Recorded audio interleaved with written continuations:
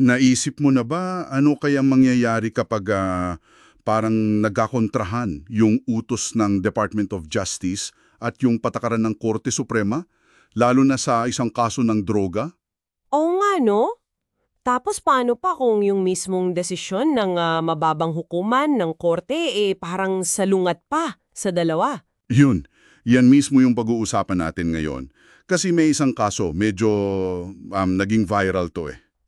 Ito yung tungkol sa plea bargaining, tama? Oo, ito yung kaso ng People of the Philippines versus Noel Sabater Yuulan. Ang GR number nito ay 249459 at lumabas yung desisyon noong June 14, 2021. Tama.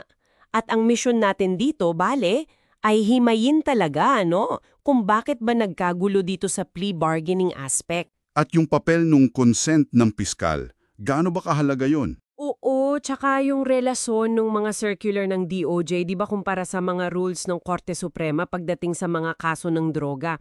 Mahalaga to kasi alam mo na ang daming apektadong kaso nito. Okay, game. Simulan natin sa facts. Si Noel Sabater, nahuli siya sa Naga City. 2016 pa to. By bust operation yan. Oh, by bust, ang nakumpiska raw, 0.049 gramo ng shabu. So ang kaso sa kanya, Section 5 ng RA 9165, illegal selling. Standard na kaso sa by bust. Nag-plead siya initially ng not guilty, di ba? Oo, not guilty. Tapos ito na, after ilang months, nag-file si Sabater ng motion.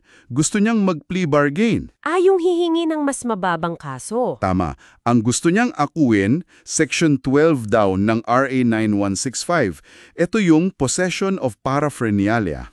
Malayo sa selling. At binasa niya yan sa AM No 1803-16 SC ng Korte Suprema, yung guidelines mismo for plea bargaining sa drug cases. Exactly.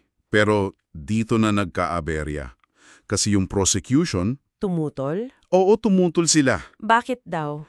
Kasi may sinusunod silang circular, yung DOJ Circular number 27. Sabi doon, kung Section 5 yung kaso, tapos yung shabu less than 5 grams... Which is pasok dito, sika 0.049 lang. Oo, pasok na pasok.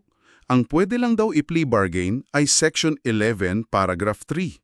Illegal possession ng drugs mismo. Hindi Section 12 na paraphernalia. Okay. So may specific na in-allow yung DOJ circular at hindi yun yung hinihingi ni Sabater. Yun nga. Pero ang nakakagulat, yung naging desisyon ng Regional Trial Court dun sa Naga, Branch 24-2, Anong ginawa nila? pinayagan nila yung plea bargain ni Sabater sa Section 12. Yung gusto niya? Oo, kahit tumutol yung piskal. Oo. At hindi lang yun, mas matindi pa. Dineclare pa ng RTC na yung DOJ Circular number 27, Yung basahan ng pagtutol ng piskal. Yon mismo, labag daw sa rules of court at sa rule-making power ng Korte Suprema.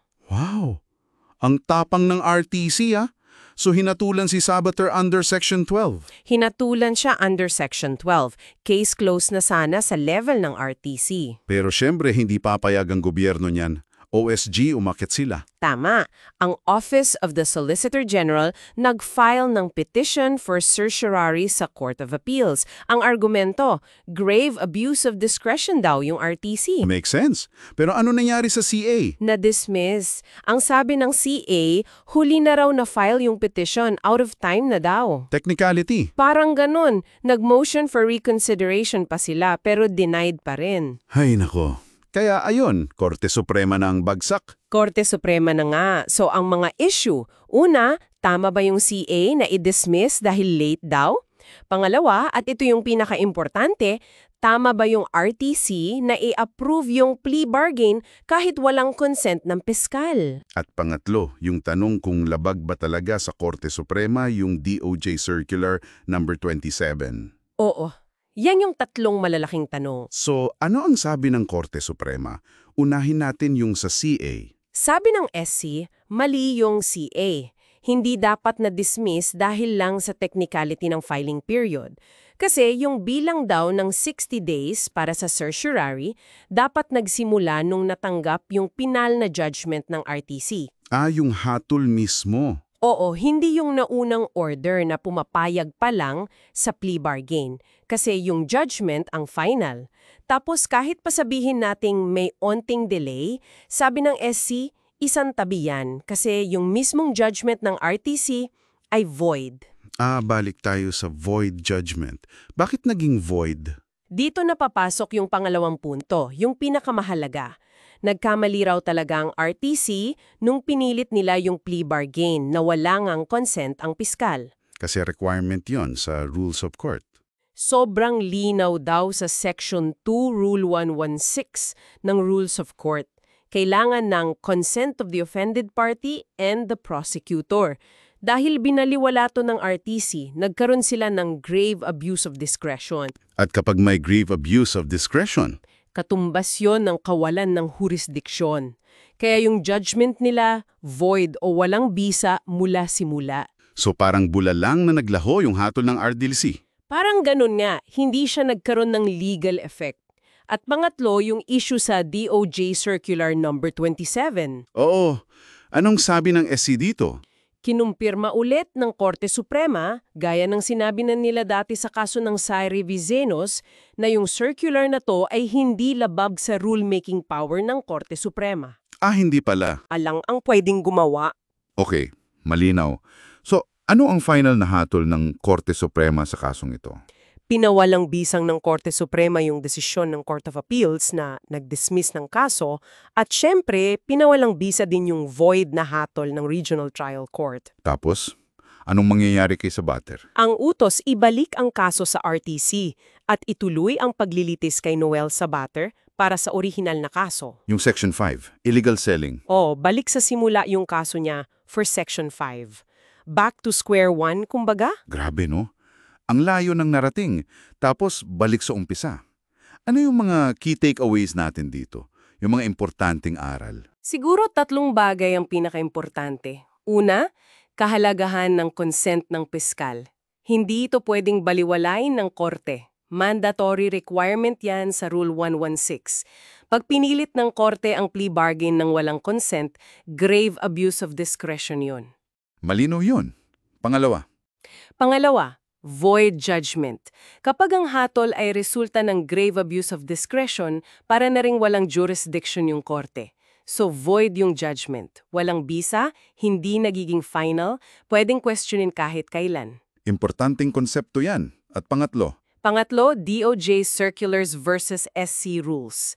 Valid yung mga internal guidelines ng DOJ tulad ng Circular Number 27, basta gabay lang sila sa diskresyon ng piskal at hindi sumasalungat o nagbabago sa procedural rules na galing mismo sa Korte Suprema. napakalinaw ng mga puntong yun, pero para may naiiwan tanong pa rin ano? Oo, ito yung malaking challenge, 'di ba? Paano ba natin ibabalanse yung layunin na mapabilis yung mga kaso sa droga? Kasi gusto natin yan. Gamit ang plea bargaining. Habang sinisigurado pa rin na yung interes ng Estado, yung pag-usig sa tamang krimen, ay napoprotektahan. Exactly. Lalo na kapag ganito na hindi magkasundo yung akusado at yung taga-usig kung ano ba dapat yung plea. Isang mahirap na balansehin. Para sa iyo na nakikinig, ano ang tingin mo dito? Dapat bang laging may huling say ang piskal sa plea bargain kahit na parang mas mabilis matatapos ang kaso kung papayagan? Interesting na tanong yan para pag-isipan. Oo nga. Gusto naming marinig ang mga komento ninyo dyan sa baba. At kung nagustuhan mo itong paghimay natin, pakipindot naman yung favorite button. Malaking tulong yan. At syempre, para updated ka lagi sa mga susunod pa nating malalimang pagsusuri sa mga mahalagang kaso at usapin, make sure nakasubscribe ka. Mag-subscribe na kayo. Hanggang sa susunod!